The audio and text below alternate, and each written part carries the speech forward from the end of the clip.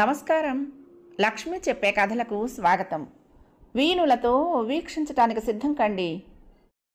ప్రియ సఖులు, ఇప్పుడు మనం ప్రముఖ సీనియర్ రచయిత శ్రీ పిఎస్ నారాయణ గారు రచించిన ఒక సూర్యుడు ఒక వెన్నెల ధారావాహిక నుండి 10వ భాగం వినేద్దామండి. మీరు తలుచుకుంటే ఆమెకు ఒక అపురూపమైన జన్మనివ్వగలుగుతారు అన్నాడు డాక్టర్ తన చిన్న కళ్ళను వీలైనంత పెద్దవిగా చేసి వాళ్ళనే చూస్తూ. ఇద్దరూ ఆయన వంక విచిత్రంగా చూశారు. ఆమె శరీరం అన్ని భాగాలు సమపాళ్లలో ఉండటంతో మంచి ఆకృతిలో ఉంది. ఒక్క మొహమే. బహుశా చిన్నప్పుడు అనారోగ్యం వలన, అంటే మీజిల్స్ లాంటివి రావటంతోనో, పడి దెబ్బలు తగిలించుకోవటం వలనో, లేకపోతే ఏమైనా తగిలి గాయాలై కుట్లు వేయకుండా వదిలేయటంతోనో అలా అయ్యింది. ఆడవాళ్ళ అందం కళ్ళలోనే ఉంటుంది అన్నాడాయన చిన్నగా నవ్వుతూ. అందున భారతీయుల్లో నాకు నచ్చేది, నేను మెచ్చేది కూడా అదే. ఆ అమ్మాయి కళ్ళు చాలా పెద్దవి. ఆ కళ్ళను నా కంటి కెమెరాలో చూస్తే చాలా అద్భుతంగా కనిపించాయి. తెల్లటి గుడ్డు మీద నల్లటి పాపలు మెరిసిపోతున్నాయి. లావైన బొగ్గలు, విశాలమైన నుదురు, చిన్న సొట్టపడుతున్న గడ్డం. వీటికి తోడు ఆ ముఖం మీద చర్మాన్ని ఎత్తుపల్లాలు సరిచేసి అందంగా తీర్చిదిద్ది కొద్దిగా గుంటపడిన ఆ ముక్కును సరిచేస్తే ఆమె ఒక అద్భుత సౌందర్య రాశి అవ్వచ్చు. రంగంటారా, అది వెంటనే మారదు. దానికి ట్రీట్మెంట్ ఉంది. చిన్నగా కాస్మెటిక్స్తో మార్చొచ్చు అన్నాడు డాక్టర్. జెన్నిఫర్ ఒక్క క్షణం సంశయిస్తున్నట్టుగా ఆగి, అది అంత తేలిక కాకపోవచ్చు. మీరు మొహాన్ని మార్చొచ్చు అంటున్నారు. అన్నిటికంటే ఇబ్బందికరమైనది ఆమె ముందు ఎత్తుపళ్ళు. మీరు మొహాన్ని ఎంత తీర్చిదిద్దినా ఆమె ఎత్తుపళ్ళు అందాన్ని తీసుకురాలేవు కదా అంది. మొహాన్నే మారుస్తున్నప్పుడు పళ్ళు మార్చడం సమస్యే కాదు. తెల్లని పలువరసను చిరునవ్వుకే మెరిసిపోయేలా అమర్చే ఏర్పాటు నేను చేయిస్తాను అన్నాడాయన పెద్దగా నవ్వి. వీలైనంత తొందరలో తమకు కావలసిన సమాచారాన్ని ఆమె నుండి రాబట్టి ఆమెను ఇండియాకు పంపించి వేయాలనేది జెన్నిఫర్ ధ్యేయం. మీరు ఆలోచించండి. నా అభిప్రాయం చెప్పాను. చేయించాలా వద్దా అనేది నిర్ణయించుకోవాల్సింది మీరు. సుమారు ఎంత అవుతుంది అడిగింది జెన్నిఫర్. డాక్టర్ 2 నిమిషాల కాగితం మీద లెక్కలు వేశాడు. తలెత్తి వాళ్ళ వంక చూస్తూ $10,000 దాకా అవుతుంది అన్నాడు. మొత్తం ట్రీట్మెంట్ పూర్తవటానికి ఎన్ని రోజులు పడుతుంది? ఆసుపత్రిలో ఎక్కువ రోజులు ఉండాల్సిన పని లేదు. ఆపరేషన్ అయిన తర్వాత వారానికి 1-2 సార్లు వచ్చి వెళ్తూ ఉంటే చాలు. పూర్తిగా అన్ని విధాలా సరిచేయటానికి 3-4 నెలలు పడుతుంది అన్నాడు. మమ్మల్ని ఆలోచించుకొనివ్వండి ప్లీజ్ అంది జెన్నిఫర్. వెల్కమ్. ఇప్పుడే నిర్ణయం తీసుకోవాల్సిన అవసరం లేదు. మీరు చేయించాలనుకున్న కాలిన చోట పూర్తిగా మానాలి. అలా చర్మం పచ్చిగా ఉండగా చేయటం మంచిది కాదు. చెయ్యం కూడా. 15 రోజుల తర్వాత ఆ విషయం ఆలోచిద్దాం. Okay? Okay, thank you very much. బయటకు వచ్చేసారు ఇద్దరు ఆయన రాసిచ్చిన మందుల కాగితాన్ని తీసుకుని. సాయంత్రం 5 అవుతూ ఉండగా విశ్వం సునీత ఇన్స్టిట్యూట్కి వచ్చాడు. నేను ఒక శుభవార్త తెచ్చాను అన్నాడు ఆమెను చూస్తూనే. ఆమె అతడి చేతుల వంక చూసింది. అది గమనిస్తూనే, మీ దుకాణం మూసేస్తే హోటల్లో కూర్చుని స్వీట్కి ఆర్డర్ ఇచ్చి అప్పుడు చెప్తాను అన్నాడు నవ్వి. రమ్యను కూడా తీసుకొస్తే నేను ఇంకా ఆనందించి ఉండేదాన్ని అంది. సో మీ బుర్ర కత్తే కనిపెట్టేశారన్నమాట. ఓకే, ఒక పని చేద్దాం. మా ఇంటికి వెళ్దాం. ముగ్గురం కలిసి ఏదైనా హోటల్లో డిన్నర్ తీసుకుందాం అన్నాడు సంతోషంగా. వద్దండి, నేను మియాపూర్కి పెందలాడి చేరాలి అంటే ఇలాంటి కార్యక్రమాలు ఇవి పెట్టుకోకూడదు అంది. పోనీ ఎదురుగా ఉన్న హోటల్లోకి వెళ్ళి కూర్చుందాం. విషయం తెలిసిందే కాబట్టి వివరాలు చెప్తాను. ఇద్దరు మెట్లు దిగి కిందకొచ్చి పేవ్మెంట్ మీద నడుస్తున్నారు. సునీత చొరవ తీసుకుంటున్నట్లుగా నవ్వి, మిమ్మల్ని 2 విధాలా అభినందిస్తున్నాను అంది అతడి వైపుకు మొహం తిప్పి. ఎందుకో? మొదటిది, మీ చెల్లెలకు మంచి సంబంధం ఖాయమైంది. అందున మొదటి చూపుల్లోనే. Really great. దానికి మీరే కారణం అన్నాడు. నేనేం చేశాను? దాన్ని చూడముచ్చటగా తీర్చిదిద్దారు. అందమైన వాళ్ళని ఎవరూ తీర్చిదిద్దనక్కర్లేదు. వాళ్ళు ఎలా ఉన్నా ఏం కట్టుకున్నా అందంగానే ఉంటారు అంది సునీత. అంటే మీలాగా అన్నమాట. అతడి మాటకు సునీత మొహం ఎర్రబడింది. మాట్లాడలేదు. నాకు అభినందనలు చెప్పడానికి 2వ కారణం చెప్పనే లేదు అన్నాడు అతడు మరింత చొరవగా. తర్వాత చెప్తాలేండి అంది. ఇందాక అతడు తన అందాన్ని పొగిడిన తీరుకు ఆవరించుకున్న సిగ్గు నుండి బయటపడలేకపోతున్నట్టుగా తల వంచుకుంది. అభినందనలు ఎప్పుడూ చెప్పదలుచుకున్న వెంటనే చెప్పేయాలి. ఆలస్యమైతే దాంట్లో వేడి తగ్గిపోతుంది అన్నాడు. ఆమె ఒక్క క్షణం కూడా ఆలస్యం చేయలేదు. కొన్ని వెంటనే చెప్పకుండా ఉంటేనే అందంగా ఉంటుంది. అంటే నన్ను మురిపించి మురిపించి చెప్పాలనుకుంటున్నారన్నమాట. అతడు పక్కపక్క నవ్వేశాడు. తను పేవ్మెంట్ మీద నడుస్తున్నాననే విషయాన్ని కూడా మర్చిపోయినట్టు. జెన్నీ, నీ ఆలోచన ఏమీ నాకు అర్థం కావటం లేదు. మనం అనుకున్నదేంటి, నువ్వు ఇప్పుడు చేయబోతున్నదేమిటి? ఆమెను ఇక్కడికి తీసుకొచ్చి ఆ గొడవకు కారణం ఎవరో తెలుసుకుని తనకు విడాకులు ఇచ్చి ఇండియాకు పంపించేయాలని కదా? రవీంద్ర జెన్నిఫర్ వంక చూస్తూ అన్నాడు. మన ఆలోచనల్లో మార్పు ఏమీ లేదు. ఆ అమ్మాయిని విడాకుల కాగితాల మీద సంతకం పెట్టించుకునే పంపించేస్తాము చెప్పింది. మరి అటువంటప్పుడు $10,000 అంటే ఇండియన్ కరెన్సీలో 2.5 లక్షల దాకా ఖర్చు పెట్టి ఆమెను అందగత్తెను చేసి దేశం మీదకు వదలాలనా? జెన్నిఫర్ కొన్ని క్షణాలు కళ్ళు మూసుకొని కూర్చుంది. మానవ సంబంధాల్లో ఇది ఒకటి. మీ తెలుగు సామెతను గుర్తు చేసేదా? పెట్టినమ్మే తిట్టగలదని. నేను ఎదురు మార్గం నుంచి వస్తున్నాను. తిట్టినమ్మే పెట్టగలదని. నవ్వుతూ రవీంద్ర జుట్టును కుడి చేత్తో రేపేసింది. రేగిన జుట్టును సరిచేసుకుంటూ ఆమె చేయి పట్టుకున్నాడు. నాకు సూటిగా చెప్పు జెన్నీ, దానివల్ల మనకేంటి లాభం? నేనిక్కడ లాభ నష్టాలు బేరీజు వేయటం లేదు రవీంద్ర. ఓ ఆడదానిగా మరో ఆడదాని మనసును అర్థం చేసుకుని ఇది చేద్దామనుకుంటున్నాను. ఇంతవరకు ఆమె మాటల ద్వారా నాకు అర్థమైంది, తను ఆ పని చేయటానికి కారణం తన తాగుబోతు తండ్రి. డబ్బుకు ఆశించి కన్న కూతురని కూడా ఆలోచించకుండా బెదిరించి ఆమె చేత అహేయమైన పని చేయించాడు. ఆమెకు తండ్రి వెనుక ఎవరున్నది తెలియదు. మానసికంగా తనను చాలా హింసించినా ఫలితం పొందలేకపోయాను. ఇంకా పీడించడం వల్ల ఫలితం లేదు. మనకు మేలు జరగకపోగా ఈ అఘాయిత్యం వచ్చేసిందంటే మనమే ఇబ్బందుల్లో పడవచ్చు అంది. అయితే భయపడి మార్గంలోకి వస్తున్నావా? ఎగతాళిగా అడిగాడు రవీంద్ర. నేను నీకు ఇంతకు ముందే చెప్పాను కదా, ఇంకా దాన్ని సతాయించొద్దని. Non sense. నేనెవరికి భయపడను, ఒక్క నీకు, ఆ పైనున్న ప్రభువుకు మాత్రమే అంది అతడి 2 భుజాల మీద చేతులు వేసి ముందుకు వంగుతూ. ఆఫ్టర్ ఆల్ $10,000 అంటే సంవత్సరానికి మన ఇద్దరం కలిసి సంపాదిస్తున్న దాంట్లో ఎన్నో వంతు. చూద్దాం, ఆ డాక్టర్ చెప్పినట్లు నిజంగా అందగత్తెలా మారితే భవిష్యత్తులో ఆమె అదృష్టం ఎలా ఉందో ఆమె పరీక్షించుకుంటుంది. మనం కావాలని ఆ డాక్టర్ దగ్గరికి వెళ్ళలేదు, అనుకోని పరిస్థితుల్లో వెళ్ళాం. ఆయనంతటా ఆయన ఇలా చేస్తే బాగుంటుందని సూచించాడు. అలా ఎందుకు సూచించాడో ఆ ప్రభువుకే తెలియాలి. నీకు అన్యాయం చేసి నలుగురిలో చెడ్డ పేరు తెచ్చినా తనకు మనం ఇప్పుడు చేసే మేలుకు తను మనకు జీవితాంతం రుణపడి ఉంటుంది. ఏమో, ఆ వెధవల్ని పట్టించే దారిని ఆయనే మనకు ఆమె ద్వారా చూపిస్తాడేమో అంది కళ్ళు మూసుకుని. రవీంద్ర జెన్నిఫర్ మెత్తటి మనసును చూస్తున్నాడు. తోటి మనిషి మీద చూపే మానవత్వాన్ని చూస్తున్నాడు. ఎంత శత్రువైనా మేలు చెయ్యాలి అనే ఆమె తపనను చూస్తున్నాడు. May God bless her. Okay, నీ ఇష్టం రా జెన్నీ. రేపు ఆమె అందంతో మెరిసిపోతూ మనకెదురు తిరగకుండా ఉండేలా మాత్రం చూడు చాలు అన్నాడు. ఆమె అన్నం పెట్టిన చేతిని నరికే మనిషి అని నేను అనుకోను. నా ఇంట్లోనే అన్నం తింటూ నన్నే నిలువున నరికేలేదా అన్నాడు రవీంద్ర. నిజమే, కానీ ఆమె తనంతట తనది చేయలేదు. జరిగిన దానికి ఎంతగా పరితపిస్తున్నదో తెలుసా? ఇంకోటి కూడా గుర్తుంచుకో రవీంద్ర. ముందుగా కాగితాల మీద సంతకాలు పెట్టించుకుని ఆమెను డాక్టర్ దగ్గరికి తీసుకువెళ్తాను. కాదు కూడదు ఇంకేదైనా చేసి మనని ఇబ్బందులు పెట్టాలని చూసిందా?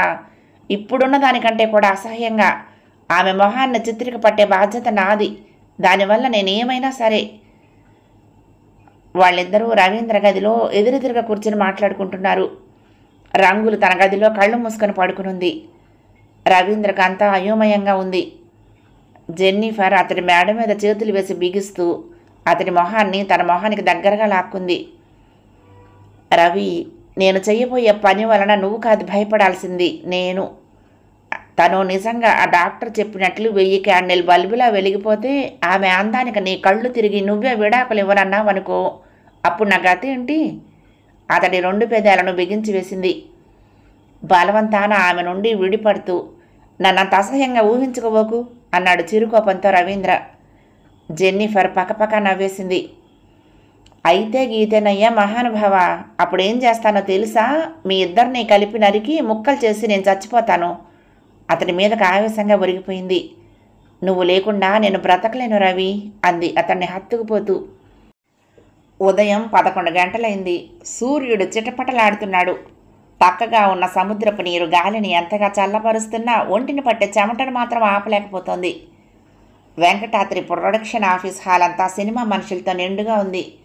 వాళ్ళు తీస్తున్న పిక్చర్ షూటింగ్ పూర్తయింది. అంతా విశ్రాంతిగా కూర్చున్నారు. ఎక్కడా పని లేకపోవడంతో సింహాచలం వచ్చాడు, జగదాంబ వచ్చింది. ఎక్స్ట్రాలను సప్లై చేసే తంగవేలు వచ్చాడు, రావాల్సిన డబ్బులు తీసుకువెళ్ళేటందుకు. ఇద్దరు అసిస్టెంట్ డైరెక్టర్లు కూడా కిళ్ళీలు నములుతూ కబుర్లు చెప్పుకుంటున్నారు, నటుల మీద జోక్స్ వేసుకుంటూ. క్రితం రోజు పనంతా అయిపోయిందని వెంకటాద్రి తీరిగ్గా అందులో పనిచేసిన ముఖ్యులతోనూ దగ్గర స్నేహితులతోనూ కూర్చుని సినిమాలోని ముఖ్య సన్నివేశాలను, పాటలను స్టూడియో థియేటర్లో స్క్రీన్ మీద చూస్తూ ఉండగా మైసూరు బృందావన్ గార్డెన్స్లో హీరో హీరోయిన్ మీద తీసిన డ్యూయెట్లో ఒకచోట చాలా పేలవంగా వచ్చినట్లు అనిపించింది. దాన్నే 2-3 సార్లు వేసుకొని చూసుకున్నారు. అందరికీ అదే అభిప్రాయం ఏర్పడింది. అది బాగా హిట్ అవుతుందని ఆశపడుతున్న పాట. ఒకచోట హీరో హీరోయిన్ మీదికి లాక్కుని మొహంలో మొహం పెట్టి కళ్ళు చికిలించి చూస్తూ కవ్విస్తూ ఒక చరణానికి పెదవులు కదపాలి. అదే బాగా రాలేదు. హీరో ప్రేయసిని పట్టుకున్నట్టు లేదయ్యా బాబు. హీరోయిన్ బాధలో ఉంటే ఓదారుస్తున్నట్టుగా ఉంది, కానీ గుండెల్లో నుంచి ప్రేమ తన్నుకొస్తున్నట్టుగా ఉండాలి. ఇది ప్రేమ పాట అనుకున్నాడా, ఏడుపు పాట అనుకున్నాడా? ఆయన గారికి అప్పుడేం గుర్తుకొచ్చిందో వెధమొహం పెట్టాడు అన్నాడు వెంకటాద్రికి ఆత్మీయ మిత్రుడు, మంచి పెట్టుబడిదారుడు అయిన షణ్ముఖం. మళ్ళా ఆ కాస్త తీయించనన్నా తీయించండి, లేదా కట్ చేసన్నా పారేయండి అని కూడా సలహా ఇచ్చాడు. ఆయన సామాన్యంగా ఇలాంటి విషయాల్లో కల్పించుకోడు. అటువంటి మనిషే బాగాలేదు అన్నాడంటే అది పరమచెత్త అనే ఉద్దేశంలోకి వచ్చేశాడు వెంకటాద్రి. డైరెక్టర్ మీద గయ్యన లేచాడు. కట్ చేయటానికి ఆ చరణం ఎక్కడా రిపీట్ కాలేదు కదా, పాట పుట్టుక్కుని తెగిపోతుంది. మళ్ళా తీయాలంటే ఈ మేళనంతా వేసుకొని అంత దూరం వెళ్ళాలా? ఆ మూసీ పక్కన ఎవడైనా ఏడవండి, అతికినట్లు రాకపోయిందో మళ్ళా మైసూరు పంపించి తీయించి అందరికీ ఇవ్వాల్సిన డబ్బుల్లో అందుకైనా ఖర్చు వసూలు చేస్తా అరవటం మొదలుపెట్టాడు. షణ్ముఖమే అతని చేయి పట్టుకుని బీపీ తగ్గించాడు. ప్రతిదానికి కంగారు పడి అరుస్తావెందుకు? ఇది మంచి దర్శకుడి చేతిలో సినిమా, ఆయన మాత్రం చూస్తూ ఊరుకుంటాడా? బాగుండకపోతే ఆ విషయం ఆయనకు వదిలేసి అంటూ బయటికి తీసుకొచ్చాడు. వెనక్గా డైరెక్టర్ వచ్చాడు. అతడు చాలా సీనియర్.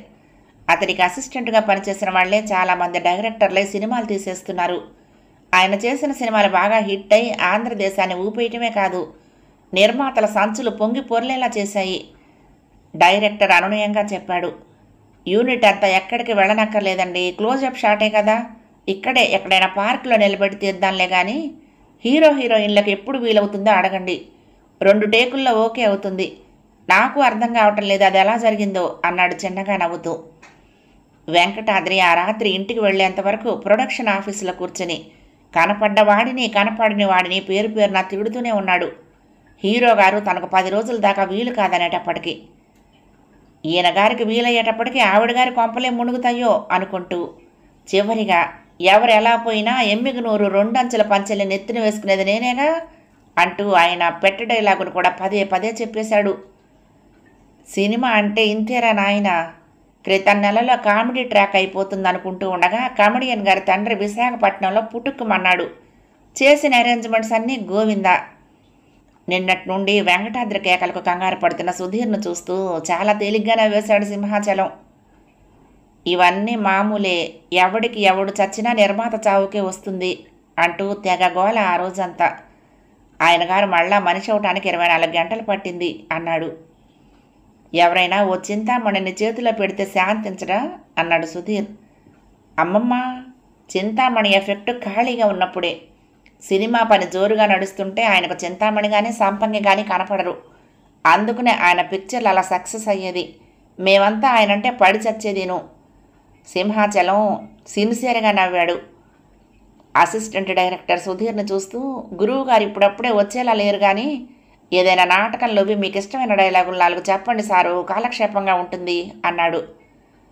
సింహాచలం అసిస్టెంట్ని పిలిచి, అరే వెళ్ళి ఓ చుట్ట కొనుక్కురారా, గురువు గారు కాసేపు గిరీశం అయ్యాడంటే ఇక్కడున్న వాళ్ళంతా కళ్ళు తిరిగి పడిపోతారు అన్నాడు.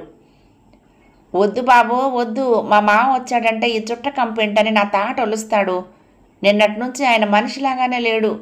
ఆఫీసు కుర్రాడు ఏడుపు మొహం పెట్టాడు. గురువుగారు పోనీ ఓ పని చెయ్యండి, గిరీశం బుచ్చమ్మతో చెప్పే డైలాగులు చాలా నర్మగర్భంగా ఆమెను తన దానిగా చేసుకునే యావలో ఉంటాయి కదా, వాటిని లాగించండి. ఆమెతో మాటలంటే చుట్టాగిట్టా వేండ అన్నాడు సింహాచలం. సుధీర్కి హుషారొచ్చింది. దానికి తోడు బుచ్చమ్మ అనేటప్పటికీ ఆ నాటకంలో వేసే శ్యామల గుర్తుకొచ్చింది. మనిషి పెట్పటలాడుతూ తెల్ల చీరను ఒళ్ళంతా చుట్టుకొని జుట్టు మూడేసుకుని దీర్ఘాలు తీస్తూ మాట్లాడుతూ ఉంటే మళ్ళా బుచ్చమ్మే పుట్టిందా అనేలా ఉండేది.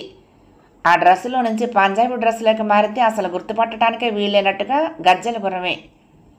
2 సార్లు ఆమెతో తిరిగిన రోజుల్ని గుర్తుకు తెచ్చుకుంటూ కొన్ని క్షణాలు కళ్ళు మూసుకున్నాడు తన్మయంగా సుధీర్. దానికంటే ముందు దాని తల్లి తయారు. బీరు సీసాలకు సీసాలు నింపిన పెద్ద బాణపొట్టతో సింహంలా ఉండేది. పెద్ద బొట్టు పెట్టుకుని జుట్టును చుట్టగా చుట్టుకునేది, ఓ బన్ పెట్టి లావుగా. ఆ పైన బంగారు ఫ్రేమ్ కళ్ళజోడు, నోరు తెరిస్తే బూతులు. ఆ వేషమే వేరు. అది దాని కూతురికి కాపలా అనేదానికంటే దాని కాలక్షేపానికి వచ్చేది. శ్యామల చుట్టూ కంటే దాని చుట్టూనే జనం తిరుగుతూ ఉండేవాళ్ళు ఎక్కువగా. సుధీర్ లేచి గోడవారగా వెళ్ళాడు. ఓసారి పైకి నలువైపులా చూశాడు. ఎదురుగ్గా కూర్చుని తన వంకే ఆసక్తిగా చూస్తున్న అందరినీ చూశాడు. క్యాలెండర్ మీదున్న వెంకటేశ్వర స్వామికి దండం పెట్టుకున్నాడు. ఆ సీన్లోకి వెళ్తున్నట్లుగా కళ్ళు మూసుకుని. గిరీశం బుచ్చమ్మ గనక తనతో వివాహానికి అంగీకరించకపోతే జోడుగుళ్ల పిస్తోలు ఎక్కుపెట్టి గుండు దూసుకుపోయేటట్టు కొట్టేసుకుంటాను అంటాడు. అందుకు బుచ్చమ్మ, కొట్టుకోకండి, మీరలా అంటే నాకు ఏడుపు వస్తుంది అంటుంది. అప్పుడు గిరీశం, తక్షణం దేవతల విమానం పంపించి నన్ను స్వర్గానికి తీసుకువెళ్తారు. స్వర్గానికి వెళ్ళానని నాకు అక్కడ మాత్రం సుఖం ఉంటుందనుకున్నావా వదిన? నవాభరణ భూషితురాలై రంభ తక్కుతూ తారుతూ వచ్చి, హా ప్రియా గిరీశ, నీలాంటి సుందరుణ్ణి ఎన్నడూ నేను చూడలేదు, రమ్ము నన్ను చేరుకొమ్ము అని రెక్కలు పట్టుకు లాగుతుంది. నేనేమంటాను, చీ అవతలికి పో, నేను యాంటీ నాచి, సాని తాకితే పరమ అపవిత్రంగా తలుస్తాను. పియర్స్ సబ్బు రాసి కడిగితేనే గాని ఈ చేతికి కల్మషం పోదు. నువ్వా రంభవి, మా బుచ్చమ్మ సొగసుకు నువ్వు వడ్డీకి కూడా పనికిరావు. Go away damn dirty goose అంటాను. అలాగే మేనక, ఊర్వశి, తిలోత్తమ మొదలైన 50 మంది అప్సర స్త్రీలను తన్ని తగలేసి కాషాయ వస్త్రాలు ధరించి కల్పవృక్ష ఛాయన హా బుచ్చమ్మ బుచ్చమ్మ అని నీ పేరు జపం చేస్తూ అనేక సంవత్సరాలు పద్మాసనం మీద ఉండిపోతాను. అంతట కొన్నాళ్లకు నా తపస్సు ఫలించి నువ్వు నందనవనంలోకి చంద్రోదయంలాగా బయలుదేరి వస్తావు. నేనప్పుడు ప్రియురాలా ఎన్నాళ్ళకొచ్చావు అని అమాంతంగా వెళ్ళి నిన్ను కౌగలించుకుంటాను. అప్పుడు నీ మొదటి మొగుడు ముసలి వెధవ గావంచా గుడ్డ కట్టుకుని పొడు ముక్కుతో బుచ్చమ్మ నా పెళ్ళాం అని అడ్డు రాబోతాడు. వెధవాయ, నువ్వు బుచ్చమ్మకు తాగవు, నీ రూపాయలు నువ్వు పట్టుకుపో అని ఒక్క తాపు తన్ని తాగలేస్తాను. మన ఇద్దరం ఇక సుఖంగా స్వర్గంలో శాశ్వతంగా ఉండిపోతాం. వాకిటి దగ్గర చప్పట్లు వినపట్టంతో ఉలిక్కిపడి అందరూ అటువైపుకు చూశారు. అక్కడ వెంకటాద్రి, మరొక 2 కొత్త వాళ్ళు. వెంకటాద్రి కళ్ళు సుధీరును ఆత్మీయంగా చూస్తున్నాయి. అంతా నిశ్శబ్దం. అక్కడ కూర్చున్న వాళ్లల్లో ఏమిటి గోల అంటూ వెంకటాద్రి విరుచుకు పడతాడేమోననే భయం. సుధీర్ చట్టుకున్న తల వంచుకున్నాడు. ఇట్రా సుధీర్ అన్నాడు వెంకటాద్రి తన గదిలోకి వెళ్తూ. సుధీర్ గుండె దడదడలాడింది. ఆయన కుర్చీలో కూర్చున్న తర్వాత గోడవారగా మౌనంగా నిలబడి తలెత్తి ఆయన వంక చూడసాగాడు. చూశారు కదా మీరు మనవాడి డైలాగ్ డెలివరీ, నా కంట్లో పడితే తప్పించుకోలేడయ్యా. చూడు సుధీర్, వీరు జానకిరామ్ గారు, నాకు మంచి స్నేహితుడు, గుంటూరేలే. మా నాన్న ఈయన నాన్న కలిసి ఆంధ్ర యూనివర్సిటీలో 50 ఏళ్ల క్రితం ఎంఏ చదివారు. ఇక వీరెవరో తెలుసు కదా, సుప్రసన్న గారు, చాలా పిక్చర్స్కి అసోసియేట్ డైరెక్టర్గా పనిచేశారు, మనవాడేలే. ఆయన ఒక క్షణం ఆగాడు. ఎందుకైనా మంచిదన్నట్లు సుధీర్ 2 చేతులు జోడించి వెంకటాద్రికి ఎదురుగ్గా కూర్చున్న ఇద్దరికీ నమస్కారం పెట్టాడు. నువ్వు ఇవాళ నక్కన తొక్కొచ్చావయ్యా సుధీర్ అన్నాడాయన రివాల్వింగ్ చైర్లో అటూ ఇటూ ఊగుతూ. అంతా కొత్త వాళ్లతో లో బడ్జెట్ సినిమా తీయాలని వీళ్ళ ప్లాన్. దానికి సుప్రసన్నే డైరెక్టర్. ఈయన పనిచేసిన మేడ మీద గది మొన్ననే కదా రిలీజ్ అయి హిట్ అయింది. నువ్వు వీరి సినిమాలో హీరోగా వేయబోతున్నావు. విన్నావా?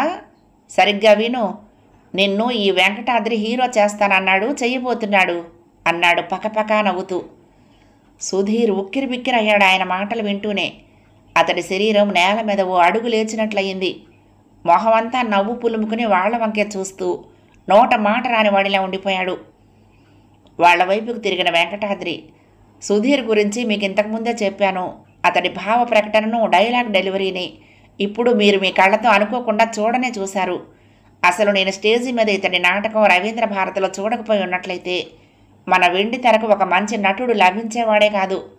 నేనే కావాలని హైదరాబాద్ నుంచి పిలిపించానయ్యా అన్నాడు. సుధీర్కి ఆయన మాటలు అర్థం కావటం లేదు. ఆయన పిలిపించడం ఏంటి, తనే వస్తే? పోనీలే, తన పని అయితే సరి. తన గురించి ఆయన ఎంతగా రికమెండ్ చేస్తూ ఉంటే ఆయనకి ఇష్టం వచ్చింది చెప్పుకొని అన్నట్టు వినయంగా ఆయన వంకే చూస్తూ ఉండిపోయాడు. సరే జయరాం, ఇప్పటికి నీ మూలకంగా నాకు కావలసిన వాడికి మంచి అవకాశం దొరికింది. చూడు సుధీర్, రేపు మంచి రోజు స్క్రీన్ టెస్ట్ చేయిస్తారు. నీ విషయంలో అది ఒక ఫార్మాలిటీనే అనుకో. పొద్దున్నే మన ఆఫీస్కి వచ్చేసేయి. వాళ్ళు నిన్ను స్టూడియోకి తీసుకువెళ్తారు. ప్రస్తుతానికి వాళ్ళ ఆఫీసుని మన మేడ మీదే పెట్టేయమన్నాను చెప్పాడు. అలాగేనండి అన్నాడు కొద్దిగా ముందుకు వంగి. ఏమయ్యా సుప్రసన్న, హీరోయిన్ సుశీలేనా? దాని పేరు మార్చాలయ్యా అన్నాడు దర్శకుడి వైపు తిరిగి. అలాగే గురువుగారు అన్నాడు సుప్రసన్న. ఆలస్యమైతేనేం కానీ మంచి వాళ్ళ చేతుల్లో పడుతున్నావు. నువ్వు రేపు విమానాల్లో తిరుగుతుంటే నీతో ఫస్ట్ పిక్చర్ తీసిన వీళ్ళు, నిన్ను వీళ్ళకు పరిచయం చేసిన నేను, ఇదిగో వీడు మనవాడు అని ఆనందించాలయ్యా. మీ దయ సార్ అన్నాడు సుధీర్ మరొకసారి 2 చేతులు జోడించి. సరే వెళ్ళిరా, రేపు ఉదయం 8 గంటలకల్లా ఇక్కడికి వచ్చేయాలి అంటూనే గిరుక్కున సుధీర్ వైపుకు తిరిగి కాళ్ళు చాచాడు. సుధీర్కు అర్థమైంది. వెంటనే వంగుని ఆయన కాళ్లకు మనస్ఫూర్తిగా నమస్కరించాడు. అర్రెర్రే, ఇదేంటి సుధీరు, నాకు ఇట్లాంటివంటే గిట్టమయ్యా. మీరు వెండి తెర మీద వెలిగిపోతే పొందే ఆనందం ఈ పాదాభివందనాలతో వస్తుందిటయ్యా. సరే సరే, వయసులో పెద్దవాడిగా నా ఆశీర్వచనం కావాలనుకున్నావు. శుభం, వెళ్ళిరా. నీకు అన్ని విధాల విజయం చేకూరాలని మనసారా ఆశీర్వదిస్తున్నానయ్యా అంటూనే జానకిరాం వైపుకు తిరిగి, సుధీర్కి నేనంటే పిచ్చ అభిమానం. నేను ఎంత వద్దన్నా వినడు. మీ కాళ్ళకు నమస్కారం పెడితే మా నాన్నకు పెట్టినంత ఆనందం కలుగుతుంది అంటూ ఒకటే ఇదైపోతాడు అన్నాడు గలగలా నవ్వుతూ. 10 రోజుల తర్వాత జెన్నిఫర్ రంగుల్ని తీసుకొని ఆసుపత్రికి వెళ్ళింది. అప్పటికి కాలిన చోట బాగా తగ్గి లేచి తిరుగుతోంది. ఇంటి పనుల్లో జెన్నిఫర్కు సాయం చేస్తోంది. సత్యమూర్తి గృహంలో జరిగిన ఆ సంఘటన తర్వాత జెన్నిఫర్ రంగుల్ని హైదరాబాద్ విషయాలు ఏమీ అడగలేదు. ఆమెతో సౌమ్యంగా మాట్లాడుతున్నది. ఆసుపత్రిలో అంతకుముందు చూసిన డాక్టర్నే కలిశారు. ఆయన వాళ్ళని చూస్తూనే రండి రండి, వెరీ ఫైన్, వెల్కమ్ అంటూ సంతోషం వ్యక్తం చేశాడు. రంగుల్ని కూర్చోబెట్టి మొహం మీద కాలిన చోట పరీక్షించాడు. ఫైన్, ఇంకా కొద్దిగా అక్కడ పచ్చిగా ఉంది. అది ఒక వారం రోజుల్లో పూర్తిగా మానిపోతుంది. చెంపల మీద 2 చోట్ల ఇంకా చెక్కులున్నాయి. అవి సహజంగా ఊడితేనే మంచిది. అప్పుడు అక్కడ చర్మం మృదువుగా వస్తుంది. మనం బలవంతాన తీసేస్తే గుంట ఏర్పడే అవకాశం ఉంది. నేను చెప్పినట్టుగా ఆ అమ్మాయికి ఫేస్ లిఫ్టింగ్ చేయించాలని అనుకుంటే వచ్చే వారం ఆసుపత్రిలో ఆ అమ్మాయిని అడ్మిట్ చేయండి. వెంటనే అన్ని పరీక్షలు చేయిస్తాను అన్నాడు. ఆసుపత్రిలో ఎన్ని రోజులు ఉండాల్సి వస్తుంది అడిగింది జెన్నిఫర్. ఆపరేషన్ అయిన తర్వాత 1 రోజు చాలు. ఏదైనా ఇబ్బంది వస్తే ఇంకొక రోజు అంతే. అవును, ఈ అమ్మాయికి స్మోకింగ్ హ్యాబిట్ ఉందా? లేదు. అవసరం వస్తే కాలిన చోట స్కిన్ గ్రాఫ్టింగ్ చేద్దాం అన్నాడు. ఆపరేషన్ ఎంతసేపు పడుతుంది? చాలాసేపు, కొన్ని గంటలు పడుతుంది. ఏం చేశారు అనేది మీకు కనపడకపోవచ్చు. ముఖంలో చాలా మార్పులు చేయాలి. అన్నీ ఒకేసారి అవ్వకపోవచ్చు. ఉదాహరణకు కనుబొమ్మలు సరిదిద్దాలి. ముక్కు, గడ్డం, ఒక చెంప మీద ఆ అమ్మాయికి పొడుగ్గా గీతలా ఘాటుంది, అది పూర్తి చేయాలి. కాలిన చోట వేరే చోట నుంచి చర్మం తీసి అతికించాలి. అందుకే నేను చెప్పేది తడవకు కొన్ని చొప్పున 2-3 సార్లుగా చేస్తే బాగుంటుందని అనుకుంటున్నాను అన్నాడు. అడ్మిట్ అయిన తర్వాత పరీక్షలు చేయాలంటున్నారు కదా, ఏమేం చేస్తారు? రొటీన్. షుగర్ చూడాలి, బీపీ, బ్లడ్ టెస్ట్ చేయాలి. అవన్నీ మామూలుగా ఆపరేషన్కి ముందుకు జరిగేవే. మత్తిస్తారా ఆపరేషన్కి ముందు? ఆపరేషన్ చేసే ప్రదేశంలో ఇస్తే సరిపోతుంది. మరీ అవసరం అనుకుంటేనే శరీరం మొత్తానికి ఇస్తాం. ఆపరేషన్ అయిన తర్వాత నొప్పి ఏమైనా ఉంటుందా డాక్టర్? చర్మం కొద్దిగా మొద్దుబారినట్లు అనిపిస్తుంది కొన్ని వారాల పాటు. అది తగ్గిందాకా సూర్యరశ్మి ఎక్కువగా సోకకుండా చూసుకుంటే బాగుంటుంది. మమ్మల్ని మళ్ళీ ఎప్పుడు రమ్మనమంటారు? ఆయన డైరీ తీశాడు. ఈరోజు 16 కదా, 25న ఖాళీ, మరే ప్రోగ్రాం పెట్టుకోను. ఆ రోజుకు డెంటిస్టు, ఎనిస్థిస్టు, డెర్మటాలజిస్టు రావాల్సి ఉంటుంది. ఓకే, మీరు 22 ఉదయం తీసుకొచ్చి అడ్మిట్ చేసేయండి. అడ్మిట్ అవ్వగానే కొన్ని ఫారాలు ఇస్తాను, పూర్తి చేసి సంతకాలు పెట్టాలి. బై ది బై, ఆపరేషన్ అయిన తర్వాత ఆ అమ్మాయికి సహాయంగా ఒక మనిషి ఉండాల్సి వస్తుంది. ఓకే? అలాగేనండి. ముందుగా ఎంత డబ్బు కట్టాలి? ఆయన ఆలోచిస్తున్నట్టుగా ఒక్క క్షణం ఆగాడు.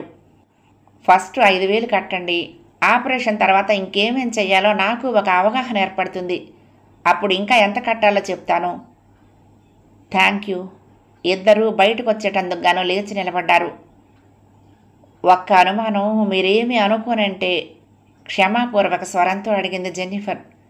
ప్లీజ్, అనుమానాలతో ఏ పని చేయకూడదు అన్నారు డాక్టర్ నవ్వుతూ. మనం ఇంత కష్టపడిన తర్వాత ఆ అమ్మాయి ముఖం చక్కగా వస్తుందంటారా? ఆయన చాలా తేలిగ్గా నవ్వాడు. మీరు కావాలి అనుకుంటే ఆ అమ్మాయిని 6 నెలల్లో మంచి మోడల్గా తయారు చేయొచ్చు. నేనెందుకు అంత నమ్మకంగా చెప్తున్నాను అంటే ఆ అమ్మాయికి ముఖం ఒక్కటే మైనస్ పాయింట్, మిగతా శరీరం అంతా అద్భుతమైన రీతిలో ఉంది. నేను అవన్నీ ఆలోచించకుండా ఈ సలహా ఇవ్వలేదు. అందవికారమైన ఆ మొహాన్నే చూసి అందరూ నిర్లక్ష్యం చేస్తున్నారు కానీ నా కెమెరా కళ్లకు ఆమె శరీరపు లావణ్యం అద్భుతంగా కనపడుతున్నది. Sorry, thank you. జెన్నిఫర్ ఇంకొక క్షణం అక్కడ ఉండకుండా బయటకు వచ్చేసింది. రంగులు ఆమె వెనకగా అడుగులు వేస్తున్నది. వాళ్ళు ఏం మాట్లాడుకుంటున్నారో ఏమీ అర్థం కావటం లేదు. వాళ్ళ సంభాషణ అంతా ఇంగ్లీష్లోనే జరిగింది. వాళ్ళ మాటల్లో తనకేదో ఆపరేషన్ చేయాలన్నట్టుగా అర్థమవుతున్నది. ఆపరేషన్ చేసేటంత అవసరం ఇప్పుడేముంది? ఆ దొరసాని అడిగినట్టుగా హైదరాబాదులో తను చేసిన తప్పుడు పనికి కారకులెవరో చెప్పటం లేదనే కోపంతో తన జీవితంలో ఇక దేనికి పనికి రాకుండా ఏదో ఒక అవయవం తీసేయాలని చూడటం లేదు కదా. గుండె దడదడలాడింది ఆ ఆలోచన రావటంతో. తన ముందు నడుస్తున్న జెన్నిఫర్ వంక భయంగా తలెత్తి చూసింది. కారులో కూర్చున్న తర్వాత మొదటిసారిగా నోరు తెరిచింది. తగ్గిపోతుందంటారా అమ్మ డాక్టర్ గారు ఈ కాలిందంతా? జెన్నిఫర్ రంగుల ముఖంలోకి నిశితంగా చూసింది కారు స్టార్ట్ చేస్తూ. తగ్గిపోవటమే కాదు, ఆయన నీ మొహాన్ని చాలా అందంగా తయారు చేస్తారంటున్నాడు అంది. ఎలా చేస్తారమ్మా అట్లా? అంది విచిత్రంగా జెన్నిఫర్నే చూస్తూ. ముఖంలో హెచ్చు తగ్గుల్ని చిత్రీకపడతారన్నమాట అంది పకపక నవ్వుతూ. ఆమె మాటలకు భయంతో వణికిపోయిన రంగులు, వద్దమ్మా నాకు ఇలాగే బాగుంది అంది పీల గొంతుకుతో నీరసంగా. జెన్నిఫర్ ఒక చేతితో స్టీరింగ్ పట్టుకుని మరొక చేతిని పక్కన కూర్చున్న రంగుల భుజం మీద వేసి, భయం లేదు, చిత్రిక పట్టడం అంటే నిజంగా చిత్రిక పట్టరు, చిన్నగా అటు ఇటు సరిచేస్తారంతే అంది అనునయిస్తున్నట్టుగా. ఎందుకమ్మా అదంతా? గుండె మీద చెయ్యి వేసుకుని తనను తాను అదుపులో పెట్టుకుంటూ అంది. జెన్నిఫర్కి ఏం సమాధానం చెప్పాలో వెంటనే స్ఫురించలేదు. ఎవరైనా అందంగా ఉండాలని అనుకుంటారు కదా, నీకు మాత్రం ఏం తక్కువ అని వద్దనుకోవాలి? అర్థం కాలేదు ఆమె మాటలు రంగులకి. రంగుల్ని ఆమె ఆలోచనలకు వదిలేసి జెన్నిఫర్ కారు వేగాన్ని పెంచింది. కలి మహాశయ నమస్కారం. మొన్నటికి మొన్న 50,000 అనుకోకుండా ప్రసాదించావు. ఇప్పుడు మళ్ళా ఆ గది తెరుస్తున్నాను. నువ్వు ఎలా చక్రం తిప్పుతావో నాకు తెలియదు. ఈసారి మా చెల్లెలు సొమ్ములు కానీ లేకపోతే అంతకంటే విలువైనవి ఏమైనా దొరికేలా చూడు. ఒక్కటే నిన్ను ప్రార్థించేది. ఈ ఆస్తి మొత్తం నా పేరును దఖలయ్యేలా చూసావంటే ఇక నిన్ను శ్రమ పెట్టను. అటు నా మేనల్లుడు మా అమ్మాయిని చేసుకోలేదే అనే దిగులు పడను. నా మనసు ప్రశాంతతతో నిండిపోతుంది. తర్వాత హృదయపూర్వకంగా నీకు భారతదేశంలో గూడంటూ ఉన్నదో లేదో నాకు తెలియదు కానీ నేను మా బస్తీలోనే ఏ ప్రభుత్వ స్థలంలోనో గుడి కట్టించేస్తాను. భక్తులు నీ దగ్గరకు లక్షల్లో వస్తారు. నీ హుండీ ఎల్లప్పుడూ నిండుగా కళకళలాడుతూ ఉంటుంది. ప్రహ్లాదరావు మేడమెట్లెక్కుతూ కలిని ప్రార్థించసాగాడు. అతడు మెట్ల మీద కాలు పెడుతూ ఉండగానే భార్య కుంటికోత కూయనే కూసింది. ఇప్పుడెందుకండి ఆ మేడ మీదకు మీరు అంటూ. సరిగ్గా ఆ సమయంలోనే కలి చక్రం తిప్పేస్తున్నాడా అన్నట్టుగా ఫోను మోగింది. ప్రహ్లాదరావు హుషారుగా వెనక్కొచ్చాడు. పిలిస్తే పలికే దేవుడు నువ్వేనయ్యా అనుకుంటూ. రిసీవర్ ఎత్తి, హలో ప్రహ్లాదరావును అన్నాడు. నేను నాన్న సుధీర్ని మద్రాసు నుంచి మాట్లాడుతున్నాను. చెప్పరా ఏమిటి సంగతి? నేను ఒక పిక్చర్లో హీరోగా బుక్ అయ్యాను. ఆ సినిమా త్వరలోనే మొదలు పెట్టబోతున్నారు, అది చెప్దామని అన్నాడు ఆనందంగా. నేను అడగలేదు నాన్న. మొన్నెక్కడో పేపర్లో చదివాను, హీరోలకు 70-80 లక్షల దాకా ఇస్తున్నారట. అంతకు తక్కువైతే వెయ్యిపోకు నువ్వు, చెప్పాడు ప్రహ్లాదరావు. నీ గోల పాడుగాను. ఒక్క సినిమా కూడా రిలీజ్ కాలేదు, అప్పుడే అంతెవడిస్తాడు? నువ్వు చెప్పేది 25 ఏళ్ల బట్టి చేస్తున్న పెద్ద పెద్ద వాళ్లకు, సుధీర్ కంఠం పెంచి అరుస్తున్నట్టుగా అన్నాడు. ప్రహ్లాదరావుకు కొడుకు మాటలకు కోపం వచ్చింది. నాటకాలు వేసి వేసి నయా పైసా సంపాదించకుండా ఇల్లు గొల్ల చేశావు. ఇప్పుడు అక్కడ వాళ్ళు నీకు డబ్బులు ఇవ్వకుండా తాగించి తందనాలు అడిస్తే ఒళ్ళు గొల్లవుతుంది. డబ్బు దబాయించి అడుగు తీసుకుని నాకు పంపించి వెంటనే నేను జాగ్రత్త చేస్తాను. సుధీర్కు చికాకు వేసింది తండ్రి మాటలకు. తనకు ఛాన్స్ వచ్చిందని సంతోషించాల్సింది పోయి డబ్బో డబ్బో అని ఏడుపు. ఫోన్ విసురుగా పెట్టేశాడు, ఆయనకు మరొక మాట మాట్లాడేందుకు అవకాశం ఇవ్వకుండా. వీడో అంట్ల వేధవ, మంచి మాటలు చెప్తే చెవికెక్కవు. నాటకాల్లో లాగానే అక్కడ వాడి చేతికి చిక్కేది చెప్పే వేధవన్నారు వేధవ. గొణుక్కుంటూ వెనక్కి తిరిగాడు. ఎవరండి ఫోన్ చేసింది? అడిగింది భార్య. ఇంకెవరు, నీ సుపుత్రుడు ఏదో సినిమాలో హీరోగా వేస్తున్నాడట. వాళ్ళు డబ్బు ఎంత ఇచ్చేది అడగకుండానే ఒప్పేసుకున్నాడట త్రాష్టుడు. ఒడివడిగా మేడమెట్లెక్కేశాడు. కొడుకు తెలివి తక్కువతనానికి ఆయన గుండెలు మండిపోతున్నాయి. విసురుగా తలుపు తాళం తీశాడు, గడియలాగాడు. తలుపులు బార్లా తెరిచి 2 నిమిషాలు అక్కడే నిల్చున్నాడు. కిటికీలతో సహా మూసి ఉంచడంతో మొక్క కంపు కొడుతూ ఉంటే లోపలికి వెళ్ళి కిటికీ తలుపులు తెరిచి ఫ్యాన్ వేశాడు. పక్కనే పడేసి ఉన్న పాత గుడ్డ తీసుకుని టేబుల్ మీద దుమ్ము తుడిచాడు. బీరువాల తలుపులు తెరుచుకుంటాయేమోనన్నంత ఆశగా మరొకసారి వాటి హ్యాండిల్స్ మీద చెయ్యి వేసి ప్రయత్నించాడు. చిరాకు పడుతూ తాళం వెయ్యని గోడకున్న చెక్కాల మరల తలుపులు తెరిచాడు. 10వ భాగం సమాప్తం. ప్రియ సఖులు, ఈ కథ మీకు నచ్చితే తప్పకుండా లైక్ చేయండి, షేర్ చేయండి, కామెంట్ చేయండి, సబ్స్క్రైబ్ చేసుకుని నన్ను ఎంకరేజ్ చేయండి. ఉంటానండి. ప్రేమతో లక్ష్మి, కృష్ణా తీరం దుర్గమ్మ సన్నిధానం. నమస్తే.